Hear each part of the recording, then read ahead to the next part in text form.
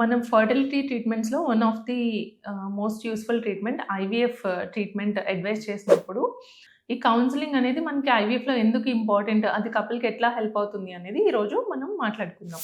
ఒక కపుల్ ఈ IVF treatment చేసుకుంటున్నప్పుడు, ఈ ఐవీఎఫ్ అనేది not just a treatment. It's an emotional journey to their parenthood. So, ఈ కౌన్సెలింగ్‌లో మెయిన్‌గా మనం ఫస్ట్ కపుల్‌కి వాళ్ళ కండిషన్ ఎట్లా ఉంది? వాళ్ళకి ఎంత పర్సెంటేజ్ ఆఫ్ ఫర్టిలిటీ ఛాన్సెస్ ఉంటాయి. సో, వాళ్ళకి ఎందులో ప్రాబ్లమ్ ఉంది? ఎయిదర్ ఎగ్‌లో ప్రాబ్లమ్ ఉందా? లేదంటే స్పర్మ్‌లో ప్రాబ్లమ్ ఉందా? అసల ఈ ట్రీట్మెంట్ అనేది మనం ఎందుకు అడ్వైస్ చేస్తున్నాము? ఈ ట్రీట్మెంట్ చేశాక మనకి ఎలాంటి ఇంప్లికేషన్స్ ఉంటాయి?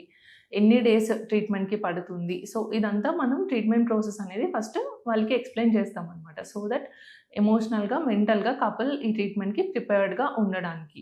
సో, వాళ్ళు ఫినాన్షియల్‌గా కూడా దీనికి ఎంత ఖర్చవుతది, ఏంటి అని తెలుసుకోవడం వల్ల వాళ్ళు ట్రీట్మెంట్‌కి ప్లాన్‌గా ఉండడానికి అది చాలా హెల్ప్ అవుతది. Thank you.